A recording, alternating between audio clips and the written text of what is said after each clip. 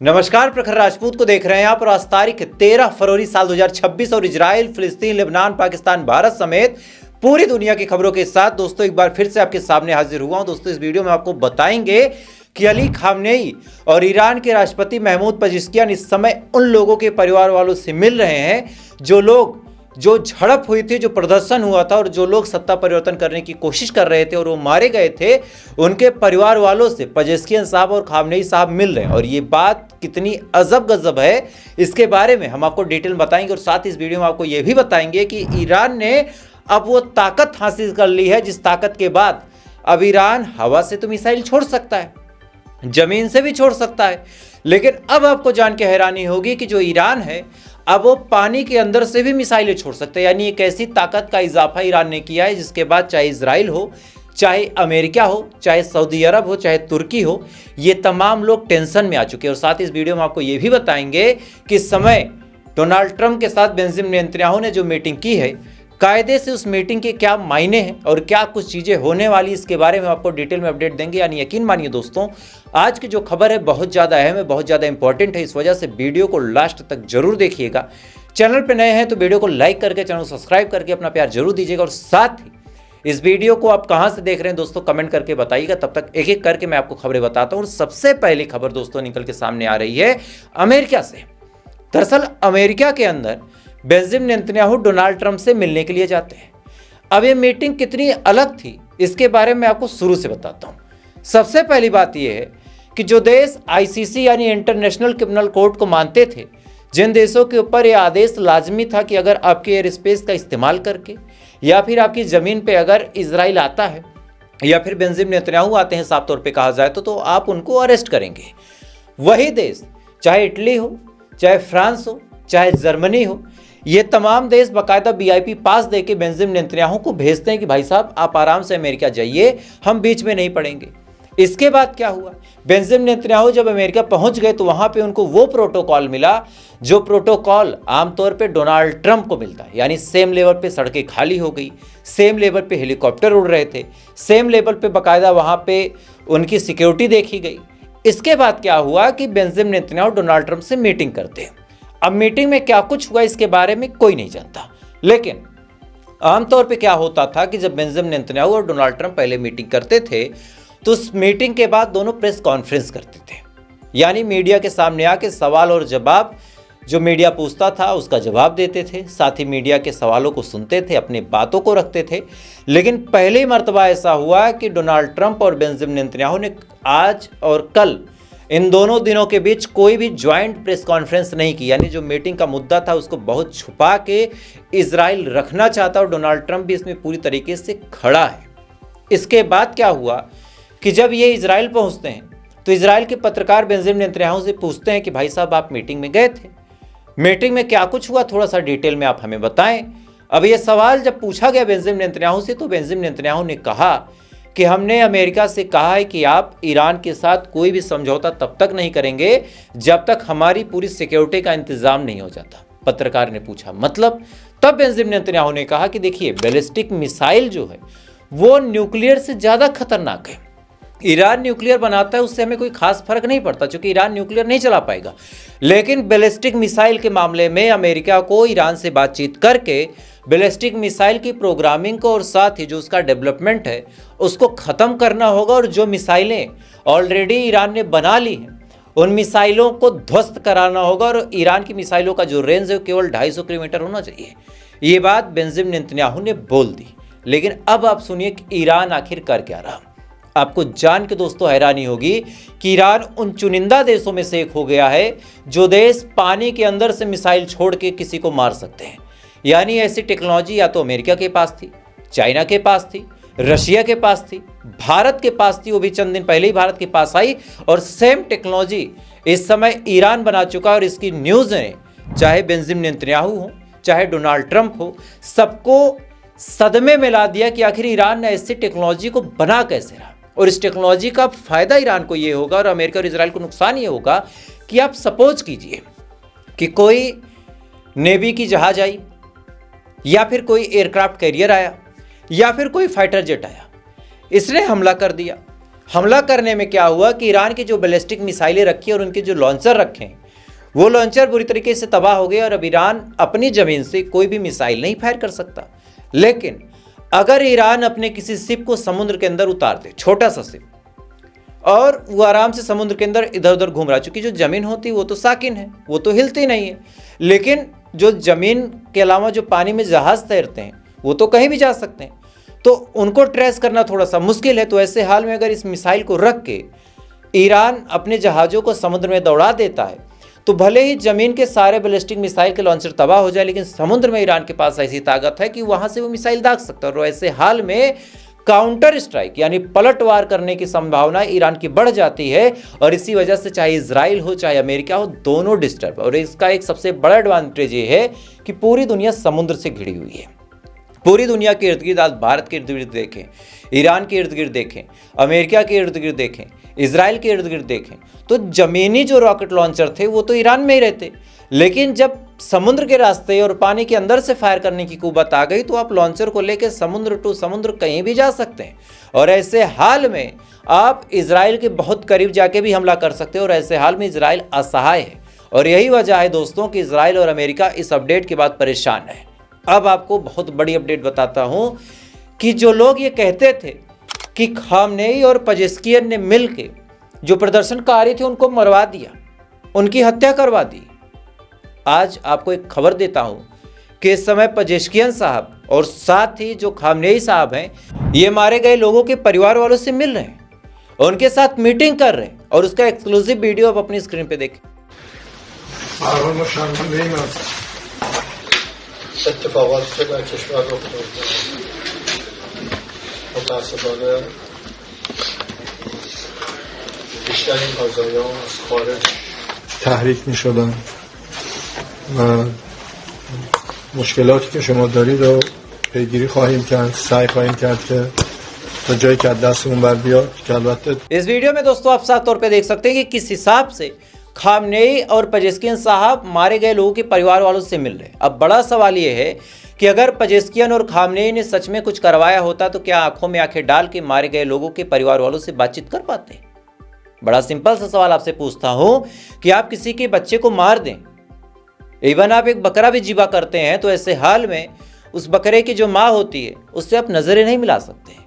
आपके मन में एक छोटा सा चोर जरूर बैठ जाता है कि यार कैसे नज़रें मिलाऊं। तो अगर खामनेई ने या फिर पेजेश्कियन साहब ने ऐसा कुछ किया होता जैसा गोदी मीडिया हमारे देश की चिल्ला रही थी, तो क्या खामनेई और पेजेश्कियन मीटिंग कर पाते?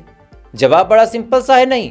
अब आप सुनिए, खामनेई साहब ने आज प्रेस कॉन्फ्रेंस की और बहुत बड़ा बयान दिया कि ये जो ईरान की आवाम सड़कों पे उतरी, अभी जो 47वीं वर्षगांठ थी जिस दिन परेड हुआ और तमाम लोगों ने इस्लाम जिंदाबाद और इस्लामिक क्रांति जिंदाबाद के नारे लगाए, खामनेई अमर रहे इसके नारे लगाए, खामनेई साहब ने शुक्रिया अदा किया और कहा कि आज अमेरिका और इजराइल भले ही पूरी तैयारी में जुटे हुए हों, लेकिन हमारी जो एकता है, इस एकता की वजह से इजराइल और अमेरिका दोनों थर्रा रहे। क्या कुछ कहा खामनेई साहब ने, थोड़ा सा सुने फिर आपको बताते हैं आगे की खबर। बिस्मिल्लाहिर्रहमानिर्रहीम, ला हौला वला कुव्वता इल्ला बिल्लाह अल अलील अज़ीम। मिल्लत अजीज ईरान, دیروز روز 22 بهمن امسال کار بزرگی انجام دادید. ایران رو سربلند کردید. جمهوری اسلامی رو مانند همیشه پشتیبانی کردید و به قدرت اون افزودید. इस वीडियो में दोस्तों आप साफ तौर पे सुन सकते हैं कि खामनेई साहब ने कितना बोल्ड स्टेटमेंट दिया कि भाई साहब हमारी जो ताकत है, ये ताकत ऐसी नहीं कि केवल मिसाइलों के दम पे, ये ताकत आवाम की ताकत है। और सही बात है, अगर सच में आवाम कायदे से एक साथ मिलकर खड़ी हो जाए तो कौन सा देश किसको हरा लेगा। वेनेजुएला के प्रधानमंत्री और राष्ट्रपति को इस वजह से अमेरिका हटा पाया चूंकि आवाम गद्दार थी, अपोजिशन के लोग गद्दार थे। अगर वो गद्दार ना होते तो क्या वेनेजुएला में सत्ता परिवर्तन होता? बड़ा सिंपल सा जवाब है, नहीं। आपसी गद्दारी की वजह से इतनी सारी चीज़ें हुई। खैर, अब आपको अगली खबर बताता हूं। और अगली खबर दोस्तों खान यूनुस से निकल के सामने आ रही है कि इजराइल ने वहां पे कब्जा करने के लिए अपने बुलडोजरों को भेज दिया है और बुलडोजर लगातार जमीन के ऊपर बने हुए मकानों को गिरा के जमीन को समतल कर रहे हैं। और उसका एक्सक्लूसिव वीडियो आप अपनी स्क्रीन पे देखें।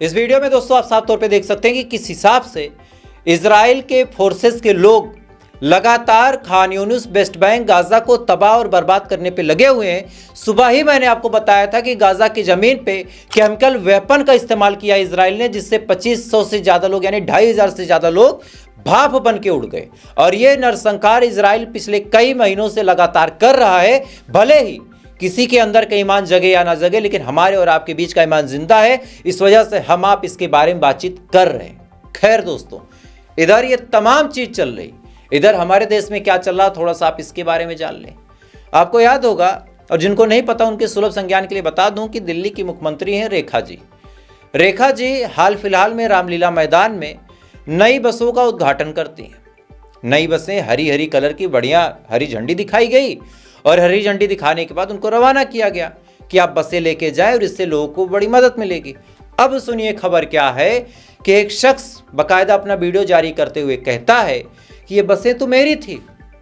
रेखा गुप्ता इन बसों को पुलिस की मदद से उठवा के लेके जाती हैं। हमारी बसें पुरानी थी और पुरानी बसों को नया पेंट करके हरी झंडी दिखा के लॉन्च कर दिया गया।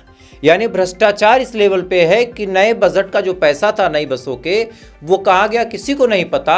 और पुरानी किसी प्राइवेट बस को रंग चुंग के बाकायदा उसको लॉन्च करके बता दिया गया कि यही नई बसें। अब लॉन्च करने के बाद क्या हुआ कि थोड़ी दूर बाद वो बसें अपने अपने मालिक तक पहुंच गई और आवाम पागल बन गई कि भाई साहब नई बसें आ गई। एक बार उस आदमी ने क्या कुछ कहा, थोड़ा सा सुने आप। देखो दोस्तों, ये वाली बस कितनी सल ढल रही है। कहाँ से आई है? रामलीला मैदान से। कितनी बस गई थी हमारे डिपो से? 8 बसें गई थी और हर डिपो में से गई थी, जब जाकर वहाँ 500 बसें हुई हैं। और वो 500 बसें यही थी जो सरकार ने आज आपको रामलीला मैदान में दिखाई है। उनके पास कोई नई बस नहीं थी। हमारे डिपो से 8 गई है तो और डिपो से 10 गई होंगी, 15 गई होंगी, 5 गई होंगी। हर डिपो से इतनी बस गई हुई है। और ये वाली बस रामलीला मैदान से आई है, कोई नई बसें नहीं है। और वो 500 बस यही थी, 12 मीटर की और 6 मीटर की। इस वीडियो में आप साफ तौर पे दोस्तों देख सकते हैं और सुन सकते हैं कि किस हिसाब से एक शख्स जिसकी अपनी बसें थी उसको उठा लिया गया, उसकी बसें उससे ले ली गई और लेने के बाद उसको बताया गया कि अगर ज़्यादा तुमने चूंचा की तो तुम्हारा अंजाम बहुत बुरा होगा। इसके बाद वो शख्स बेचारा खामोश हो गया। खामोश होने के बाद उस शख्स के पास कोई ऑप्शन नहीं था। उसकी बसों को बाकायदा हरी झंडी दिखाई गई, रंग चुंग दिया गया, बढ़िया नई बसें लगने लगी और बाद में पता चलता है कि ये बसें तो प्राइवेट थी। और सुनिए, इधर यूपी पुलिस का कारनामा। दरअसल उत्तर प्रदेश में हाफ एनकाउंटर की कहानियां लगातार निकल के सामने आ रही थी और ये कहानियां दोस्तों जब लगातार निकल के सामने आई तो फिर कोर्ट का आदेश हुआ कि जो लोअर कोर्ट के जजेस हैं एक बार जेल में जाएं और जेल में जाने के बाद जिनको गोलियां लगी हैं, जिनका एनकाउंटर हुआ है, एक बार उनसे समझे कि क्या कुछ हुआ है। इसके बाद एक जज साहब है जिनका नाम है परविंदर सिंह, ये देवबंद जेल में पहुंच जाते हैं यूपी के। वहां पे पहुंचने के बाद एक शख्स से पूछते हैं कि बाबू एक बात बताओ, तुम्हारे साथ क्या हुआ था, तुम्हारा एनकाउंटर आखिर कैसे हुआ। अब उम्मीद थी कि भाई साहब बताएंगे कि मैं भाग रहा था, पुलिस ने मुझे गोली मारी। लेकिन कहानी दोस्तों तब पलट गई जब इस शख्स ने बताया कि मुझे तो शाम को ही गिरफ्तार किया गया, उसके बाद रात के अंधेरे में मुझे लिटा के गोली मारी गई और ये बता दिया गया कि मैं तो असलहा से फायर करने वाला था, इस वजह से मेरा एनकाउंटर किया गया। क्या कुछ उस इंसान ने जज साहब के आगे अपना बयान दिया है, एक बार थोड़ा सा सुने आप। जैसे हमारी तारीख थी सहारनपुर की और हम बागपत से आ रहे थे। तो जैसे बागपत से आ रहे थे हमको शामली पार्क पे उठा लिया। लोकेशन पे हमारा नंबर लग रहा था। तो जैसे उठाया फिर हमको चौकी में ले गए, करंट लगाया, बजाया, हमारा खेता सब करा, हमारे से कबूल कराया, हमने कोई कबूल नहीं किया। तो फिर उसके बाद जंगल में ले गए, जैसे शाम हुई, फिर शाम के बाद उसके बाद गोली मारते थे, मोटरसाइकिल ले गए उठा के थाने में थे और फिर हमारे गोली कैसे मारी? गोली नीचे पड़ा के मारी। क्या पूरा बताओ ना, कैसे लेटने की जरूरत नहीं है, ऐसे लेटो मत, फिर ऐसे टांग रखते और कपड़ा रखते, कितनी दूर से गोली चलो नीचे भी आऊंगा मालूम है। फिर उसके बाद ना उसके कट्टे की फायरिंग कर खुद कर देते हैं। और भी किसी का हुआ ऐसा? ऐसी हुआ तुम्हारी भी? सेम ऐसी मारी गोली?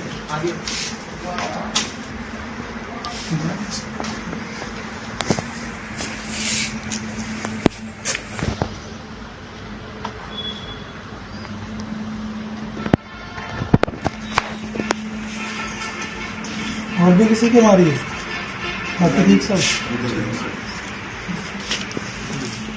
इस वीडियो में दोस्तों आप साफ तौर पे सुन सकते हैं कि एक इंसान जो अच्छा भला पुलिस की कस्टडी में था, पुलिस ने उसको मारा, पीटा, इवन करंट तक लगाया, यानी 3rd डिग्री का भी इस्तेमाल किया। उसके बाद रात के अंधेरे में प्रमोशन की लालच में, चूंकि सुप्रीम कोर्ट और हाई कोर्ट ने यह बात साफ तौर पे बोल दी है कि उत्तर प्रदेश की जो पुलिस है वो प्रमोशन पाने के लिए, अपने आप को तरक्की याफ्ता करने के लिए, कोई सिपाही है तो उसको दरोगा बनना है, कोई दरोगा है तो उसको कोतवाल बनना है, कोई कोतवाल साहब है तो उनको एसएसपी बनना है, फिर एसपी बनना है, फिर डीएसपी बनना है, फिर डीजीपी बनना है।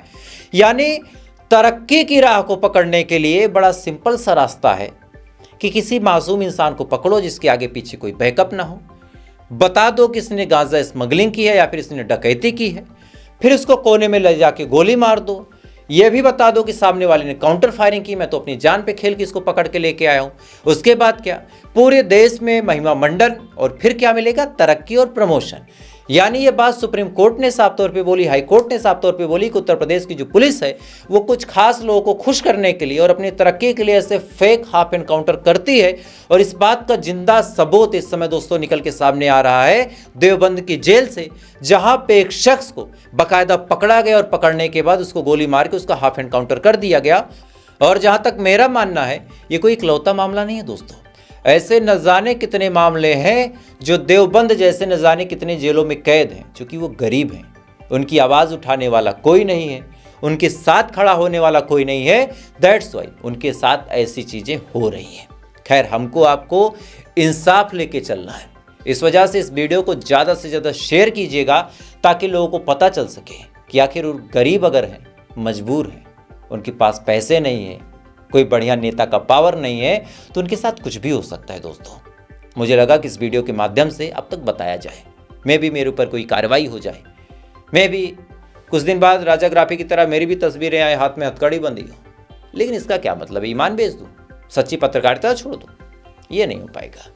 खैर, तो फिलहाल अभी के लिए बस इतना ही। बाकी थोड़ी देर बाद कुछ अहम खबरों के साथ आपसे मुलाकात होगी, और वो खबरें आपसे मिस ना हो, इस वजह से चैनल पे आप नए हैं तो वीडियो को लाइक करके, चैनल को सब्सक्राइब करके अपना प्यार दीजिएगा। बाकी थोड़ी देर बाद आपसे फिर मुलाकात होगी ऐसी किसी खबर के साथ। तब तक आप अच्छे रहें, खुश रहें, अपना ख्याल रखिए, अपने देश का ख्याल रखिए। जय हिंद। ऊपर वाला आपकी हिफाजत।